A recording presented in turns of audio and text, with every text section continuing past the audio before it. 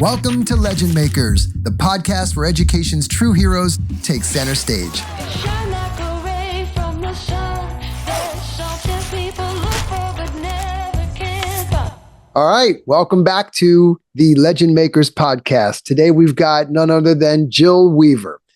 Jill, how you doing? Good to see you. I'm doing great. It's wonderful to be talking with you. Excellent. Thank you. I've got your bio in front of me. I like to read everybody's bio first, and then what we're going to do is we're going to have you tell us more about you that I can't glean from your bio. Sounds So great. right now you are currently teaching a STEM course at Valley View Junior High in Farmsville, Ohio. You're a science and STEM teacher. You've got over 20 years experience. You specialize in research-based real-world STEM instruction. I love this. That aligns with NGSS and Ohio grade level standards. You're big in fostering critical thinking and problem-solving skills in your students. Wow. I love that because that's how we approach it. It sounds like you read a page out of like our book here at Drone Legends. It's crazy. You're an accomplished grant writer. You've secured, is this right, over $400,000 for educational projects? I have. Awesome. You hold a master's of education from Wright State University. You've been recognized with awards such as the A. Scott Crossfield National Aerospace Educator Award. That's very cool. I want to know more about that. An induction into the limitless space. I was on this website. Super cool. We're going to link to it in the show notes.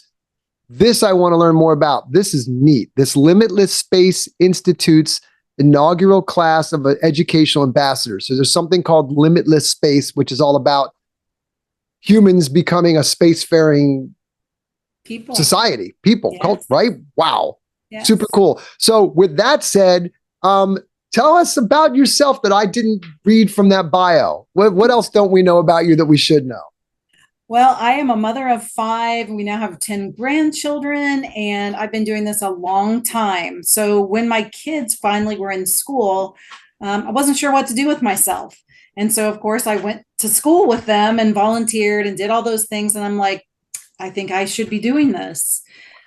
So I already had an educational degree. So I'm like, I'm going back into the classroom. So that's what I did. And I've been there ever since. So this is year 24.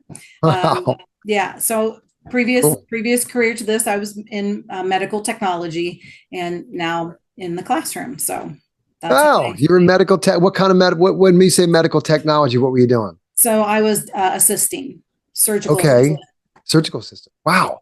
And then you went into school. So why? Yes. So, okay. So you had your kids and you went in and you saw like, this is why. I know my story and people know it from listening to the podcast. They understand like what I did and how I kind of fell into teaching. Sounds Yeah. kind of like you did too, but Yeah. why did you do it? What made you, what pulled you, what moved you? I think it was just the excitement of seeing kids learn, especially when I started when the kids were younger and they were in kindergarten and I was in those kindergarten classrooms. There was something energizing about that. And it just made me feel good. And I just wanted more. So, and I felt like I had a bend toward that. And of course, I had young children at the time. So it felt very natural. And I just loved it. I loved everything about it. So I wanted to do that. Great. And I now felt like you're- we needed more people that were willing to spend their time teaching. And why STEM? Like, so there's a lot of different avenues you could have gone. Did the fact that you were in medical imaging or anything like that, or does it just kind of happen? What happened? No, I think, well, I taught science forever. I say that forever. And then 5 years ago, my superintendent came to me when, project-based learning was starting and, the district had an initiative of everyone needs to do a PBL. And I had already been doing project-based learning. We just didn't call it that. It just felt natural to me to do that with students so that they actually had experiences to like pin that learning to. So I'd already been doing that. And obviously that was noticed. And he's like, would you like to start a STEM program for our school district? We'll start with you and we'll see how that goes. And so that's how it started. So this is year 5 of teaching an actual STEM course. So I got to write it myself. It's pretty much self-directed. We now have a K6 and I teach 7th, 8th. So I only did the 7, 8, but after I had done it for about 3 years, they decided to expand and K6. Yeah. Amazing. So Yeah, that's really cool. So yeah, I mean, it is fun. And again, being in it, the STEM stuff is just the best because it's all around us. I mean, if you think about There's a guy, do you follow Chris Woods, Daily STEM? Yes, I love Chris. So Chris is awesome. He was our first guest on the pod. I always marvel at how he just points out really well STEM and everything. Like Yes. he'll be at the grocery store and he'll be like, box tops, or there's cans stacked up in a certain way, or, Right. and he's just like, there it is. Everywhere you look, it's all around you. It is And all around. to your point, it's the problem-based angle to it, or the project-based angle to it, that allows you to put it into real-world context, right? It is. So here's a challenge. What, from either that engineering design perspective, can we use to solve that challenge? That's really cool. So tell me about, I'm really interested in this Crossfield National Aerospace again. What is that? Like, what did you do there? So you were, Oh my goodness. So I think it was like 2006, maybe. I went to a workshop. Of course, I live in Dayton, Ohio, so the birthplace of aviation, right? Yeah. And so we have a lot of extra offerings, I guess, of things. And somebody had told me about a workshop that was coming to our area. And the guest speaker, or the keynote, was going to be Colonel Joseph Kittinger. I knew who Colonel Joe was. I was born in the 60s, so I was well aware that in 1959, he jumped out of a balloon gondola at 102,600 feet. I'm like, I have to meet this guy. Who is he? So, Colonel Joe. I don't know Colonel Joe. Oh, you need to. I need to look up Colonel Joe. In my opinion, first man that actually touched space, because he was right there at the edge. Really? Testing pressure suits for the Air Force. So it was before we even had a NASA program. And I'm like, I just have to meet him. I'd always been fascinated by the work he'd done. So I go to the workshop, I do all the teacher things. And when it came for the keynote, of course, I was like, just zeroed in. He's the best storyteller I think I've ever listened to. And he had wonderful stories. So I'm zeroed in, and I had planned ahead. So I'm like, I'm not having a cocktail napkin for this American hero to sign for me. So I had bought his 1959 Life magazine with him on the cover. So that's what I handed to him. And when I handed it to him, he looked at the cover, and then he looked at me, and then he looked at the cover, and then he pointed at me. He's like, you have done your homework. And it was like, from that moment on, we had a connection. And so he had done so many supportive things for my classroom. At one point he came, I had a hot air balloon company come and bring a balloon tethered in our football field. He took my students up. Colonel Kittinger took my students up in this balloon, tethered, of course, and we brought them down, and everybody got to take a ride. And it was amazing. It is amazing. Just amazing. And so those kind of things are my spark. So you find something like that, you make a connection, and you run with it. That's cool. I think I need to come to your class and take a hot air balloon ride. That sounds amazing. It was so much fun. The kids had made tissue paper airplanes. I was teaching 6th grade at the time, and this was when I was still teaching science. And so he was there for them to launch their tissue paper airplanes with a turkey fryer and a propane tank. And then we had this huge balloon. And the company that owned the ballooning company was so excited to be there, because their pilot who came along, he was like, I would have done anything to be in a balloon with that man. Because he's an aviation hero. Sure. So that's amazing. It was just so exciting. So we, didn't have to pay for any of that. And kids got to talk to a legend, and it was wonderful. Amazing. That's a day that they'll remember forever. Hopefully. It seems like something that would be kind of ingrained in their memory from that. So speaking of which, you've been teaching for 22 years. So, I've had several on here that have relayed stories of having kids come back to them later and, hey, I want to thank you, or, that balloon experience, not that was that fun, but things like that. Mm-hmm. Has that happened? I do. And those things, I don't even know how to explain how that makes a teacher feel. We know it matters, and we know every day it matters. But you have to be reminded sometimes of how much it matters, because especially teaching in a rural little farming district, my kids didn't have exposure. I felt like they just didn't have exposure to things they needed. So when I came to the school district, I was the first one to do any hands-on learning. It was all textbook up until that point. And I had a little girl one year that she just came alive. She was so excited about everything we did. And we did little things, but she was so excited about it. And she's now a computer scientist at one of the big companies out in California. And so, of course, I get letters like that. Thank you. You made the difference for me. I wouldn't be where I was if I hadn't had that experience and that excitement about science.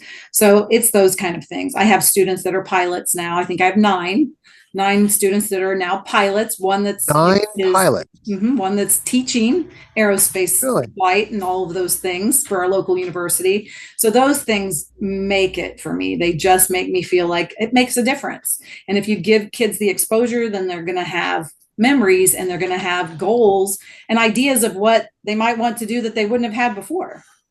Incredible. I agree. I mean, that's what it's all about. And that's the why, right? I mean, that is the why. That is your why. I mean, you find that you've made that impact. Boy, that's incredible. And this is why. That is my why. And reflecting back a little bit, Colonel Kittinger then nominated me for that award. I got away from that a little bit, but that's how that's there connected. You go. So you have to be nominated for the Scott Crossfield Award. And Colonel Kittinger was friends with Scott Crossfield, who broke Mach 1 and all of those things. So he had nominated me for that award, which was that got you into limitless space you're in the class of educational ambassadors. Well, I'm not sure if that's what got me in, but and from social media, you meet people, and some of the people that I met that are also passionate about space and aerospace education. Okay. Attend the SEEC conference, SEEC. Okay. Have you heard of that? SEET? SEEC. SEEC. So Space Education Conference. It's in Houston at Space Center Houston. It is one of the bigger conferences. It's not like your National Science Teachers Conference, but it's all about the space industry. And it's one of those places where I like found my people. And I feel like those are like the important things you have to tell people getting into this field. You've got to find your people. And that's where I found my people. So ever since I had met Colonel Joe, I'd wanted to do something with ballooning, but I just didn't know what it was. And so I found a Pathfinder teachers workshop that was launching a high altitude balloon with experiments. I'm like, I have to attend that. So I did. I attended that at NASA Ames in California with that institute, and they supplied all the things that we were working on. And we built a payload and we launched a balloon. And recovered it, and all of those things. And I'm like, oh my gosh, if kids could do this. Yeah. Wouldn't this be incredible if kids could do this? So we've been doing that. You've been doing that. You brought that back to your classroom, or so tell me, but what does that look like when you say kids are doing that? What We're getting ready to launch again. So right now my students are working on, they've got like 10 centimeter by 10 centimeter CubeSats. And inside that little CubeSat, they've designed 3D printed egg holders. And so we're going to do an egg drop from the stratosphere. Do you video this and share it across your social platforms when it's done? I do. And when is this happening? Oh, soon. We're looking at weather patterns. So soon, before the cold weather sets in. So what we'll do, so what we're going to do is you're going to let me know where. I guess Twitter is where I connected with you. Yeah. Are there other places people can watch this when it's ready to go? Follow you? I'll probably put a video on LinkedIn. And on my Twitter feed. Great. So what we'll do is in the show notes for those people either watching or listening, you're going to click into the show notes and you're going to follow Jill and you're going to just watch and wait for this awesome balloon experience, right? Which is like forthcoming. It's like right, we're like there, we're almost there. We're getting well close. This is going to launch this podcast will release next Tuesday. Today's the 4th Monday, so in just a week, and so hopefully people can follow along and watch that. That would be exciting. Amazing. I think that's going to be so cool. About it. This is the first time I've launched multiple payloads. And again, this whole connection piece through Twitter or LinkedIn. I'm not even sure, another teacher in Oregon that does this same kind of balloon launch with multiple payloads. I'm like, how do you do it? And he didn't just tell me how he did it. He sent me all of his setup for it so I could see it. So I could actually see it. I'm like, well, you don't have to do that. Just take some pictures so I can see how you hook them all together. Nope. He just sent it to me. So nice. So those are the things that teachers need. So that we feel confident to do the things we want to try. And I think that's incredible. And I just had a recent experience. Steve Jobs has an old expression about just I'm asking. Ask for help. He said one of his superpowers was the ability to ask for help. And I think he talked to like one of the Hewlett Packard guys when he was like 17, or he worked at Atari, because he asked.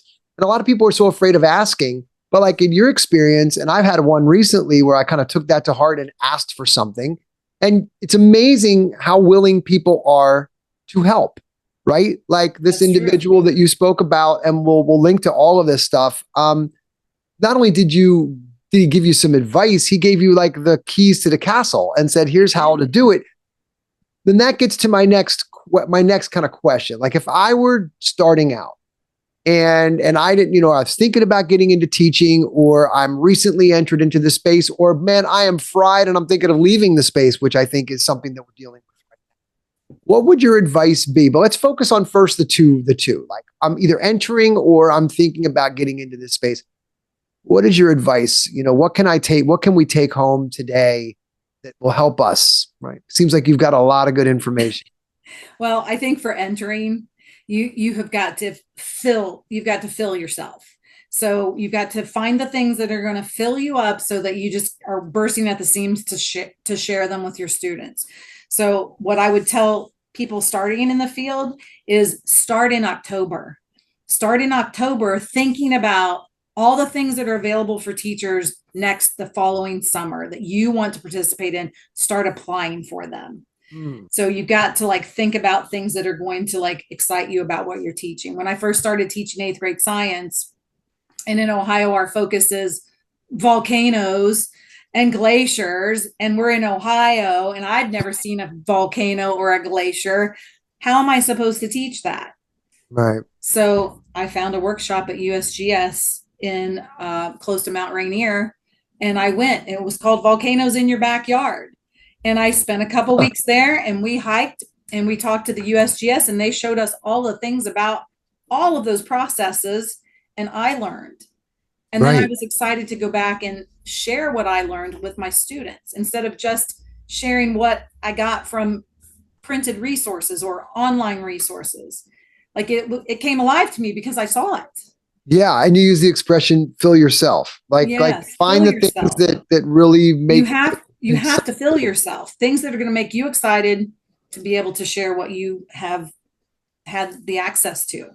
Yeah, because clearly that's what I think new teachers need to focus on, because so many times they're so overwhelmed by the processes of teaching and all of the requirements that they have to go through that first few years. I'm saying just look forward to summer. Look forward to summer coming and what you're going to get to do, because that's what those programs are for.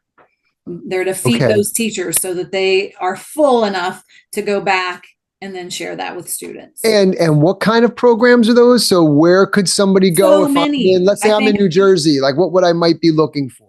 I know that you don't know Jersey, but where might I start? All I ever did was do a Google search, teacher summer workshops.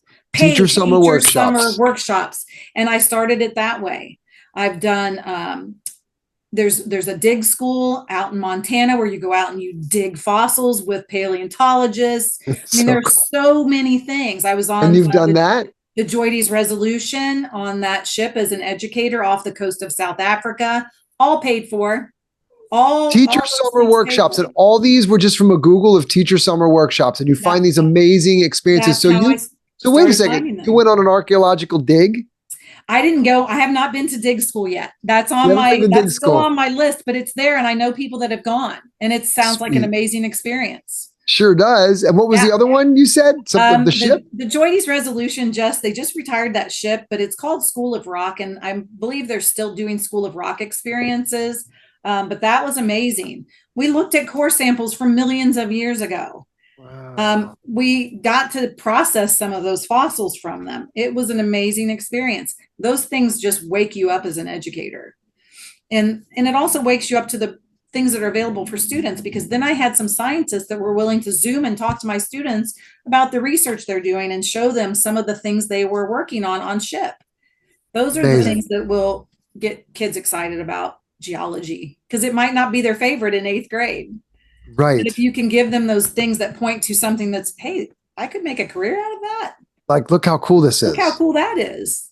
To really see it, not in a textbook, right? But like to hold it, be able to feel it, tangible, see it, talk to people that are doing it. Yes. So I would even argue. Makes all the difference. Let me ask you this. So that was under the context of maybe newcomers, but how about teachers that are feeling a little frazzled? It sounds to me like they could use summer camps as well. I think so too. I mean, Sometimes yeah, I think people just get so, again, you're tired. Teaching is a hard job. It's a yeah, it very is. difficult job, and it's gotten more difficult because of the requirements that are put on educators on a daily basis.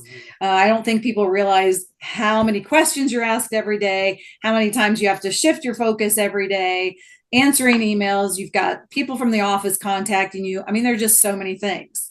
Yeah, So I think the tired factor plays into sometimes I don't want to do anything over the summer, but I found that it doesn't matter how tired I am. If I have something to look forward to, right. then it's still refreshing to me. It's energizing Right. to Whether be it's summer doing. or whenever it is. Yeah, some of these experiences sound amazing. Like, can I do one? I mean, Sure. I want to go to dig school for some Oh, that doesn't summertime. that That sound sounds fun. exciting? That is still Yeah, on it my does. list, and that's an active every summer kind of Yeah, thing. So that's still happening out there. that's There are just cool. lots and lots of things. And I noticed a lot of research experiences for teachers Mhm. that are available. So I think anything like that, like find something you like that you're interested in. Yeah, So you think, oh, I think kids would enjoy this if I could figure out a way to share it, yeah. and then just go for Amazing. it.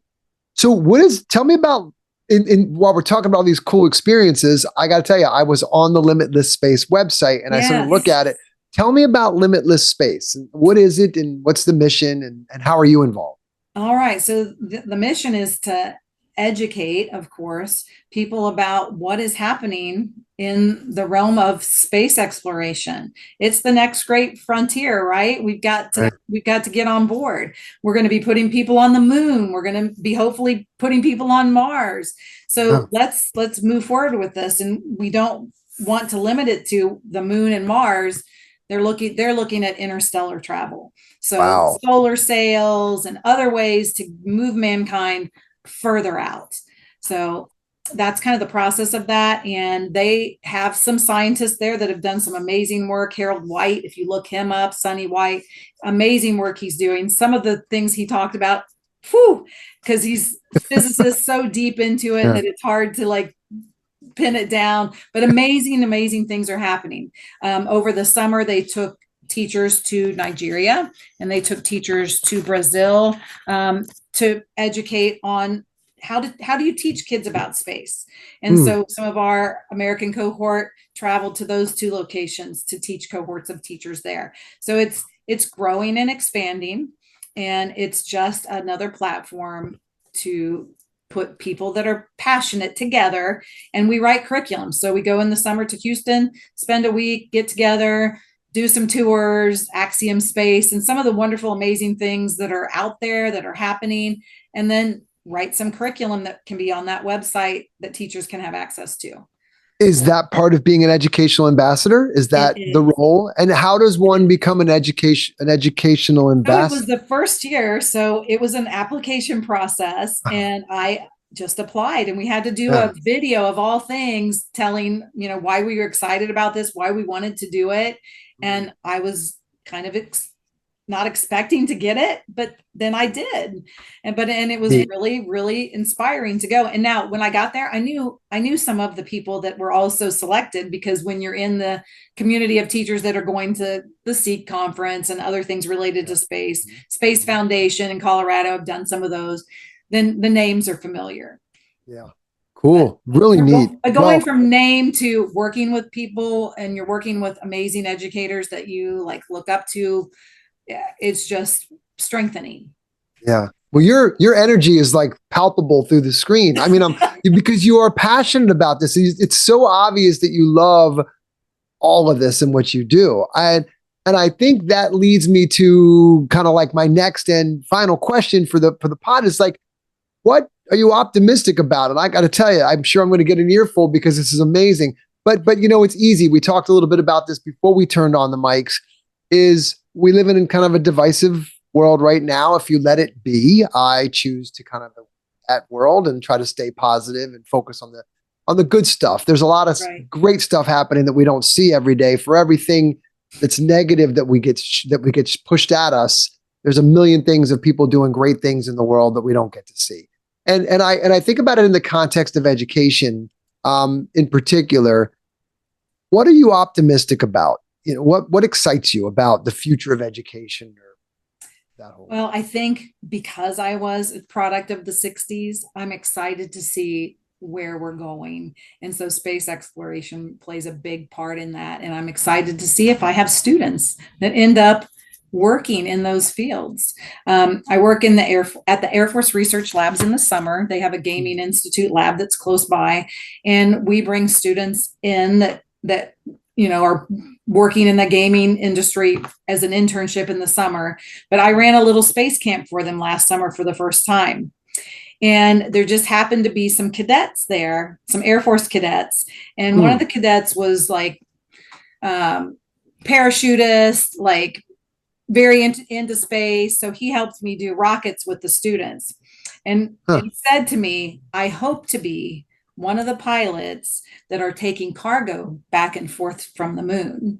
And it just gave me chills when he said it, because I'm like, and here's these little kids here at this little space camp.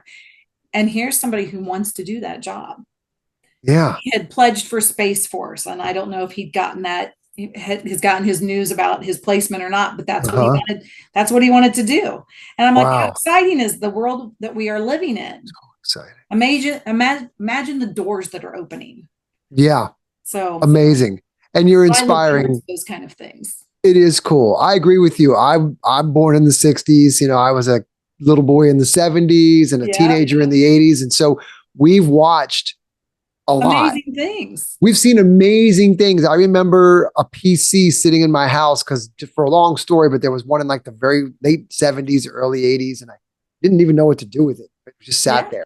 And you think about, we've watched all of this great stuff, but when you think about what the kids, like the kindergartners that I was just at a school, those little first graders and second graders, right?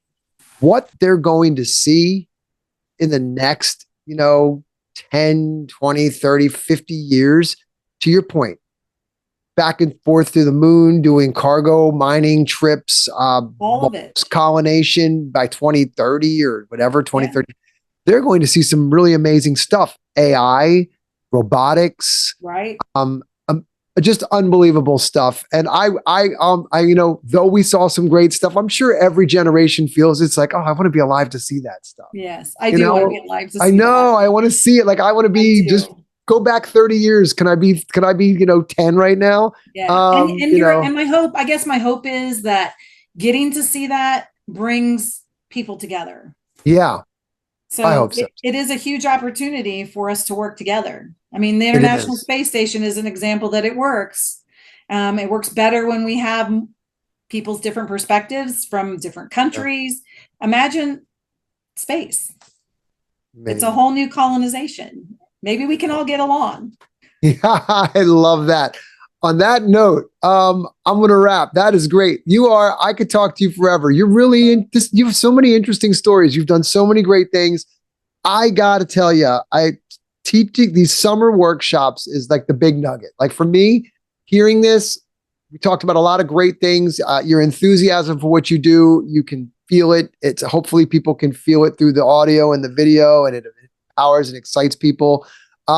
But I got to tell you, if I'm starting out, I think some of these workshops, these summer experiences sound amazing. They sound really great to maybe give you a new perspective on what to bring into the classroom.